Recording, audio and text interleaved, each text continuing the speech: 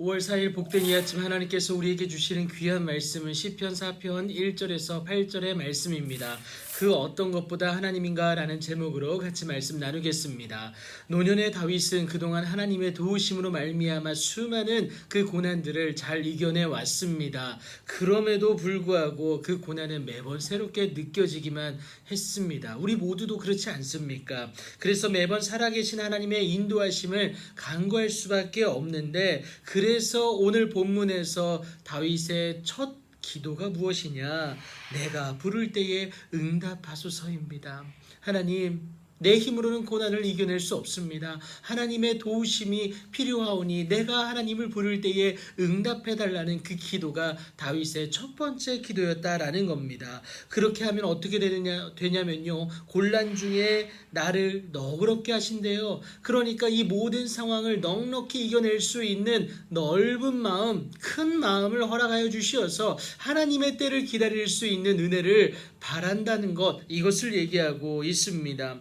고난을 이겨내는 가장 좋은 방법은 여러분 상황의 전환이 아닙니다. 무엇보다 하나님의 은혜로 인한 마음의 달라짐이 있을 때에 여러분 우리가 하나님의 놀라운 은혜 가운데 이 모든 것들을 이겨낼 수가 있다라는 겁니다.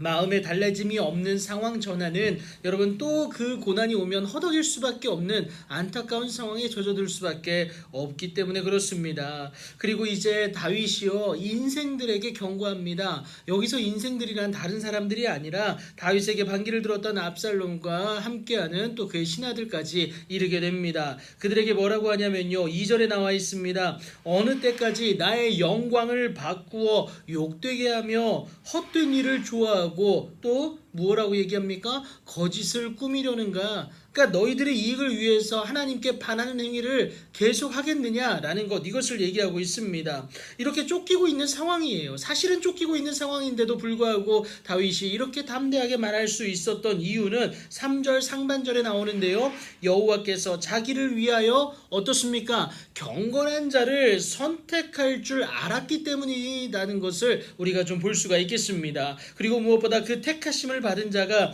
여러분 3절 하반절이에요. 부를 때 여호와께서 들으실 것이기 때문에 이 다윗은 담대할 수가 있었다라는 겁니다. 이 담대함을 가지고 다윗이 경고를 이어가는데요, 4절입니다. 너희는 떨며 범죄하지 말지어다. 그리고요, 자리에 누워 심중에 말하고 잠잠할지어다 라고 얘기합니다. 그런데 여러분 좀 이상하죠? 경고라기보다 권면에 가깝습니다. 그들의 회복을 위하는 모습이 역력해요. 반역자이지만 사랑하는 아들이었기 때문에 더욱 그러지 않았겠습니까?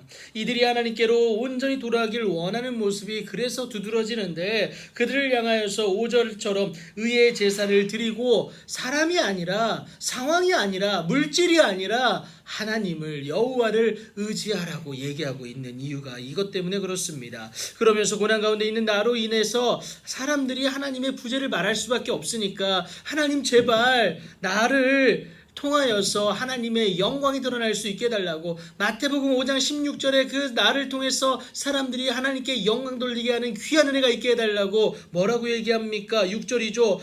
주의 얼굴을 들어 우리에게 비추어 달라고 얘기하고 있습니다. 그저 하나님의 얼굴이 우리에게만 있으면 된다라는 것, 이것을 얘기하고 있어요. 하나님의 임재만 있으면 우리의 상황은 우리의 생각 그 이상으로 회복되어지고 달라질 수 있기 때문에 그렇습니다. 그래서 여전히 상황은 달라지지 않았지만 다윗이 고백해요. 너무나도 유명한 찬양이기도 하죠. 여러분 7절 상반절부터 보시면요, 주께서 내 마음에 두신 기쁨은 뭐라고 얘기합니까? 그들의 곡식과 새 포도주가 풍성할 때보다 더하니이다. 그러니까 그들이 세상의 기준으로 가지고 있다라고 말하는 것보다 하나님의 임재가 나에게는 더 크다, 하나님이 주신 기쁨이 더 크다라는 것을 얘기하고 있습니다. 그리고 8절에서 내가 평안히 눕고 자기도 하리니 나를 안전히 살게 하시는 이는 누구라고 얘기합니까? 오직 여호와 한 분뿐임을 얘기하고 있습니다. 이제 임재의 상징이었던 그 삼마의 하나님이 이제는 임마누엘로 우리와 함께하는 줄 여러분 믿으시기 바랍니다.